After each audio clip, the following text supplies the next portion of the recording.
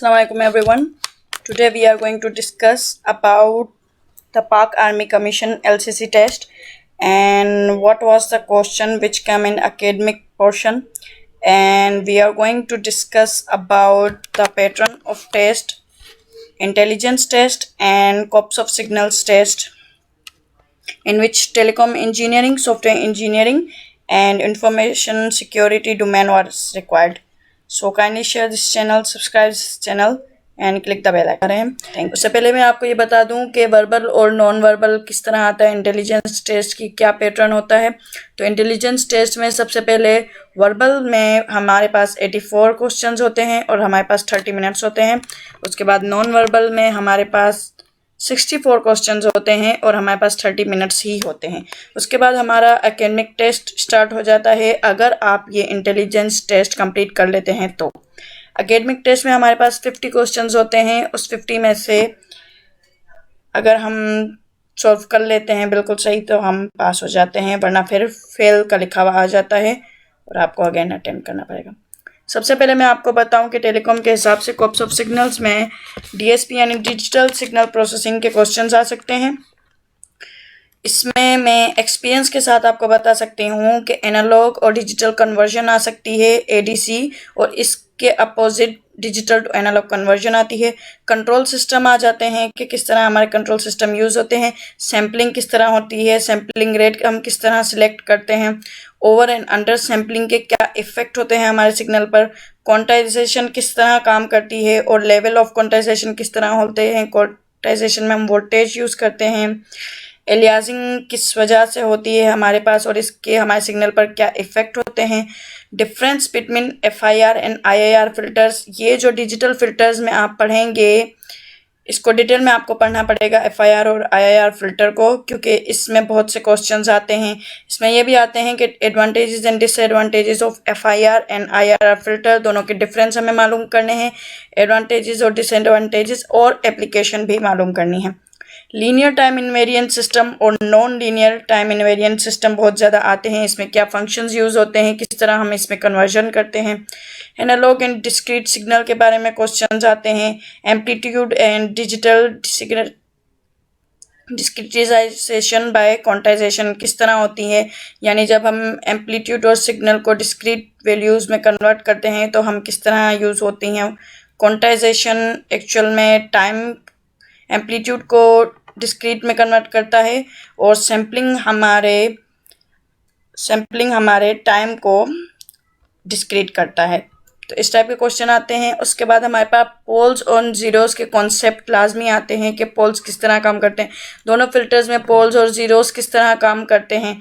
Stable, unstable और marginally stable के बहुत ज़्यादा क्वेश्चंस आते हैं कि हमें किस तरह पता चलेगा पोल्स और जीरोस की पोजीशन के हिसाब से कि ये फिल्टर वेदर इट्स स्टेबल और अनस्टेबल और it is marginally stable. Functions और इक्वेशन, इसके बहुत ज़्यादा सवाल आते हैं कि क्या फंक्शन किसके लिए यूज़ होता है। इक्वेशंस में से बहुत क्वेश्चंस आ सकते हैं, मैथमेटिक्स टाइप क्वेश्चंस आते हैं। ओके, रिस्पॉन्स ऑफ फिल्टर्स क्या होता है सिस्टम्स में। और हमारे पास ये जो 4 मेजर फिल्टर्स हैं हमारे पास, low pass filter, high pass, band pass and band stop filters, इसकी आप वेव फॉर्म भी देख सकते हैं और इनकी एडवांटेजेस डिसएडवांटेजेस, और आप ये देख सकते हैं कि इसकी क्या एप्लीकेशन है। ये सारे आपको बहुत अच्छे तरीके से पढ़ने हैं। उसके बाद हमारे पास मॉड्यूलेशन के क्वेश्चन आते हैं। देखिए, मॉड्यूलेशन में हमारे पास एनालॉग और डिजिटल दोनों मॉड्यूलेशन के क्वेश्चंस आ सकते हैं। Like amplitude modulation, advantages and disadvantages इसके आ सकते हैं, एप्लीकेशंस क्या हैं इनकी। Frequency modulation, advantages and disadvantages आ सकते हैं। एएम और एफएम में डिफरेंस क्या है, दोनों में से बेहतर कौन है, दोनों में से कौन किस एप्लीकेशन के हिसाब से यूज़ होता है। डिफरेंस बिटवीन एफएम स्टेरियो और मोनो एफएम, इन दोनों में क्या डिफरेंस है, कौन कहाँ पर यूज़ होता है। उसके बाद हमारी डिजिटल मॉड्यूलेशन की तरफ आ जाते हैं कि पल्स विथ, पल्स एम्पलीट्यूड और pulse position and pulse code modulation के क्वेश्चंस आते हैं। यानी कि हमारे पल्स विथ, पल्स एम्पलीट्यूड और पल्स पोजीशन मॉड्यूलेशन जो होती है वो हमारी as you know analog signal analog domain में यूज़ होती है, और हमारी पल्स कोड मॉड्यूलेशन हमारी डिजिटल डोमेन में यूज़ होती है। तो इस टाइप के क्वेश्चंस आ सकते हैं, इनके डिफरेंस आ सकते हैं, एप्लीकेशंस यूज़ आ सकती हैं कि किस तरह यूज़ होती हैं, और मॉड्यूलेशन के क्या क्या कंपोनेंट होते हैं। जब हम मॉड्यूलेशन करते हैं तो हमारे पास सर्किट में क्या क्या हमारे पास कंपोनेंट होते हैं जो यूज़ होते हैं। डीमॉड्यूलेशन के टाइम पे हमारे पास क्या क्या कंपोनेंट्स होते हैं जो यूज़ होते हैं। उसके बाद इलेक्ट्रिक एंड इलेक्ट्रॉनिक्स में से क्वेश्चंस आते हैं। इसमें बहुत ज़्यादा क्वेश्चंस आते हैं क्योंकि जब हम देखेंगे कि कॉर्प्स ऑफ सिग्नल्स में इलेक्ट्रिक टेलीकॉम के भी अक्सर फील्ड हमारे पास आती है, तब वो इलेक्ट्रिक टेलीकॉम में ग्रेजुएट्स को हायर करते हैं।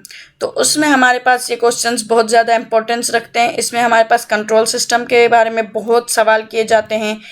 इसी के साथ साथ हमारे पास सेमीकंडक्टर्स होते हैं। सेमीकंडक्टर्स की क्या कंडक्टिविटी होती है, किस तरह एक्सट्रिंसिक और इंट्रिंसिक डिफरेंट है एक दूसरे से, और इनमें किस तरह हम डोपिंग करते हैं, और इसमें होल्स और इलेक्ट्रॉन्स का कॉन्सेप्ट बहुत अच्छे से आपको पढ़ना है। एप्लीकेशंस क्या क्या है सेमीकंडक्टर्स की।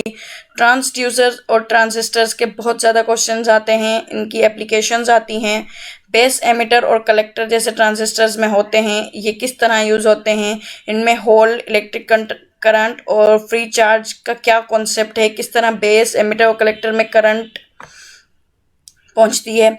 और feedback concept of control system के, कंट्रोल सिस्टम में हम किस तरह फीडबैक यूज़ करते हैं और फीडबैक का हमारे पास क्या एडवांटेजेस मिलते हैं और इसकी क्या एप्लीकेशंस हैं।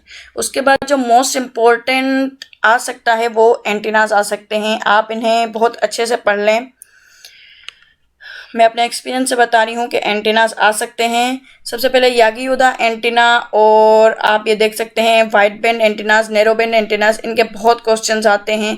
यागी उदा एंटीनाज में दो चीज़ों के बारे में ज़्यादा क्वेश्चंस आते हैं, डायरेक्टर्स, डायरेक्टिविटी, गेन, इन सब के बहुत क्वेश्चंस आते हैं कि ये किस तरह यूज़ होते हैं। उसके बाद पर्च एंटीना किस तरह यूज़ होता है, क्या एप्लीकेशंस हैं। क्यू फैक्टर का हमारे सिग्नल पर क्या डिफरेंस है, हमारे बैंडविड्थ पर क्या इफेक्ट पड़ता है। वाइड बैंड एंटीनाज और नैरो बैंड एंटीनाज कौन कौन से होते हैं, और दोनों कौन से ऐसे एंटीनाज हैं जो वाइड बैंड और नैरो बैंड दोनों कहलाते हैं। स्मिथ चार्ट और पाई चार्ट में क्या फ़र्क है, स्मिथ चार्ट किस तरह यूज़ होता है, पाई चार्ट किस तरह यूज़ होता है, हम उसमें कौन सी वैल्यू को देख कर बताते हैं कि हमारा सिग्नल अच्छा है या नहीं।